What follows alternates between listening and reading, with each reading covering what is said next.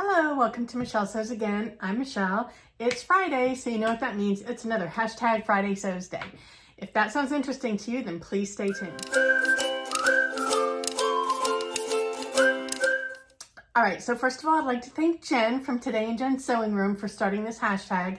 If you're not already aware, you must be living under a rock, but Friday Sews is a hashtag that not all, but many YouTube sewists join in, and they tell you a little bit about what they've been working on, what they have coming up, and a little bit about life. So let's just jump into it. What have I made this week? So in last week's Friday Sews, I was super close to finishing my Kent woven tunic. And so I spent the rest of Friday afternoon after I got off work working on it, and I finished it up and I love it. This might not be the best fabric for this top for my body shape, just because this is it's like a quilting cotton, so it's a little bit stiffer, and because my stomach sticks out further than any other part of my body, when it hangs from my stomach, it just sticks pretty far out. It doesn't like flow back to the rest of my body.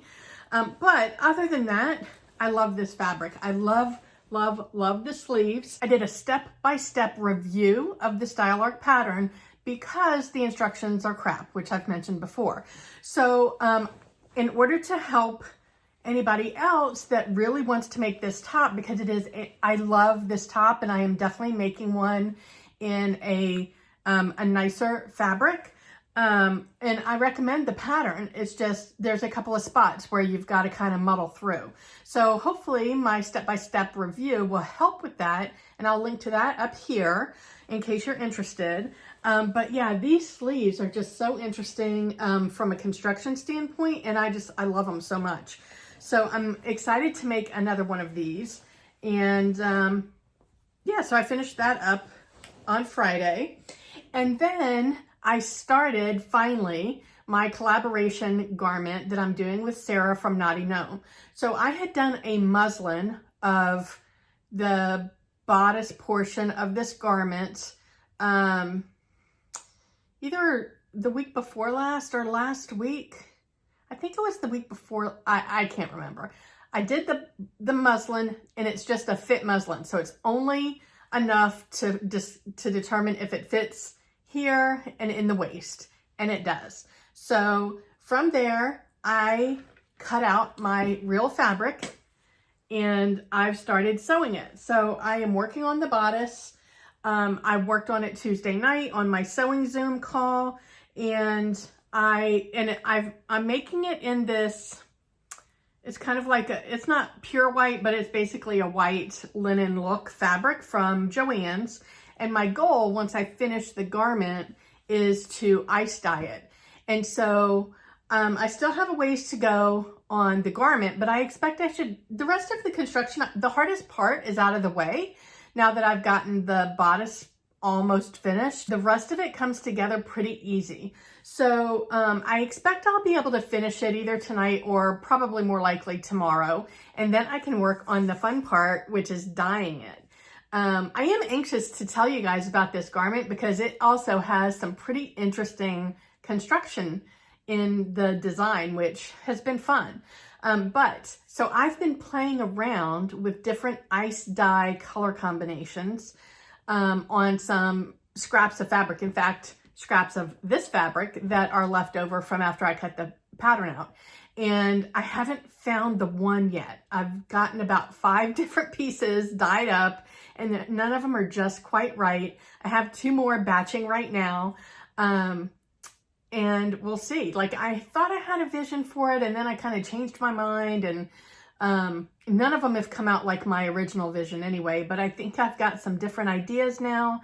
So I've got a lot of fabric that I can play around with because I'm not going to touch this until I know what I want to do. And so I've been playing around with that. And that's really kind of all I've done so far this week. I mean, that's not bad. I mean, I do work full time. So I finished my Kent shirt. I don't remember if I did the muslin this week or the week before, but then I think I must have done it the week before or maybe over the weekend. Doesn't matter. And then I started my garment. And then I have played around with some color combinations. So then what is next? Obviously, I need to finish my collaboration. The reveal date is the 27th, which is next Wednesday. So if you're not already subscribed to both me and Sarah, then I'll link Sarah below, but subscribe to us so you can see what our collaboration is. So just as a little hint, we are collaborating on the same type of garment, but it's not the same pattern. So I don't know if that tells you anything. I don't know. The other thing that I want to work on this week is I just bought a whole bunch of new dyes. So my dye collection has really grown, and I have put all of my dyes in Trello so that I can keep track of what I actually own. The hard part is keeping track of how much I own.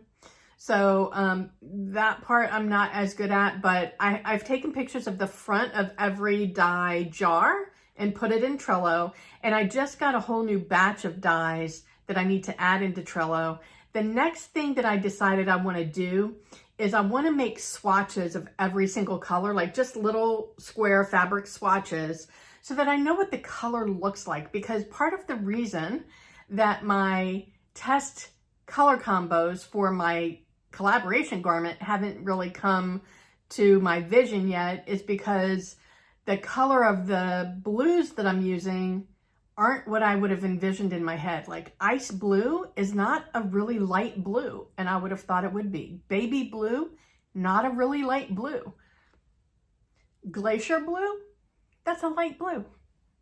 So I need to do fabric swatches of all the blues, or well, of all the dyes that I have, and put those in the Trello app alongside the jar of dye. That way I can scroll through and then kind of plan out a color combo and then go and pull my swatches out.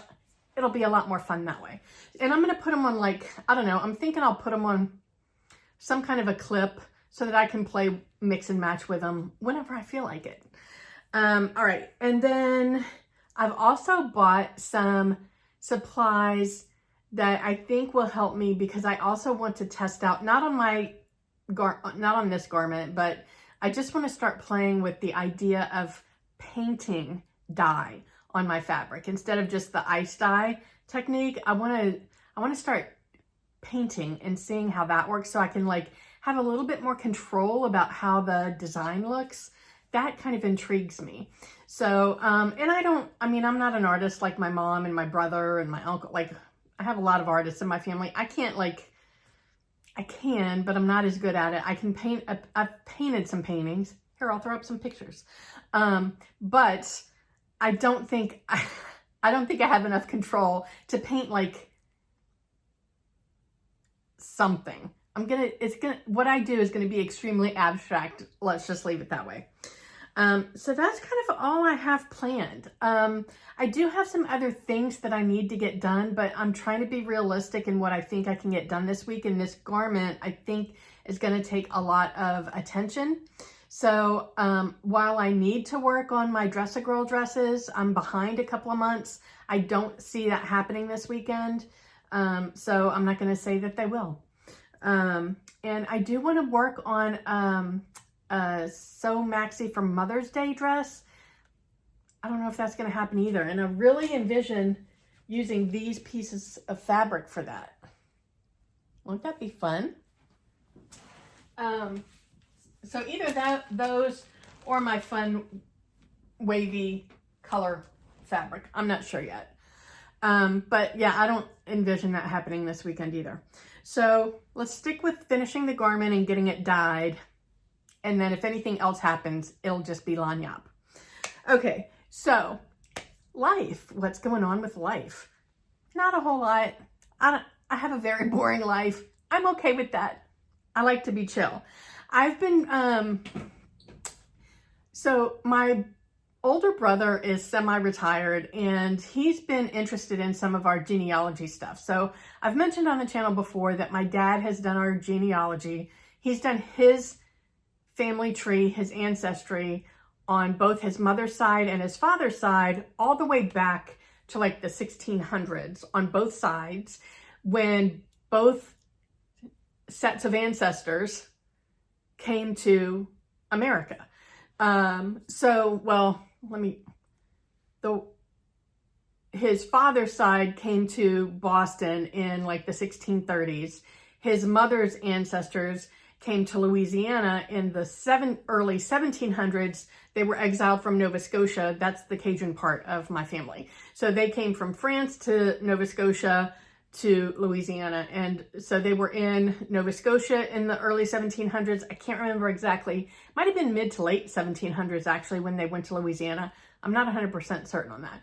Regardless, my brother, now that he's semi-retired, has been kind of interested in that. So when my father, when we cleaned out my father's house to put him in a memory care facility, I became the keeper of all the genealogy stuff. So I have, it cost me about $350 to send all of the stuff that he had accumulated over the years home from all his genealogy research. And he started doing it in the 70s before the internet. And so he did it the hard way. He went to libraries, he went to churches, he went to cemeteries, he went to, city government locations, and he wrote to people. And I mean, he was just really super involved in it. And he didn't put a name on the family tree unless he had everything documented. So all of the information that we have is 100% certain. And so my brother is recently interested in some of this stuff, and he's been, during the week, he will text me and ask me stuff while I'm like sitting at my desk working. And so I'll pull up the family tree on Ancestry and I'll find the answer, or I have an account with newspapers.com, which if you're doing your family history, you need a newspapers.com account because it is so much more interesting to find stories about people than to just have names and dates and relationship connections. So I found quite a bunch of really interesting stories about many members of my ancestral family through articles in newspapers. So all of that roundabout way to say that while I was answering some of his questions, I found my great-great-grandmother in the 1900 census, and I already had this stuff linked to her profile on my Ancestry account. I just hadn't really paid attention to it, And so by 1900, my great-great-grandfather had already passed away. So there she was raising 7 children in 1900 as a single mother. And her occupation was listed as dressmaker on the 1900 census. And I don't know, as a person who loves sewing, loves it so much that I've started a YouTube channel, loves it so much that I have like a crazy fabric collection. I was really happy to find that out, that it's kind of in my blood, so to say. Anyway, so I've also been playing around because the 1950s census was released on April 1st, and they're slowly it's all of the images are digitized, but they're not all cataloged. So they're not all searchable yet. But if you know where your ancestor lived, you can do a map search and then find the census enumeration for that area. And you can scroll through page by page and find your ancestors, which I've spent some time doing that at night while I'm watching TV this week. And I found my parents, I found my father as a young child with his parents and siblings. I found my mother as a young child with her parents and her brother. Then I found both of my mother's grandparents, and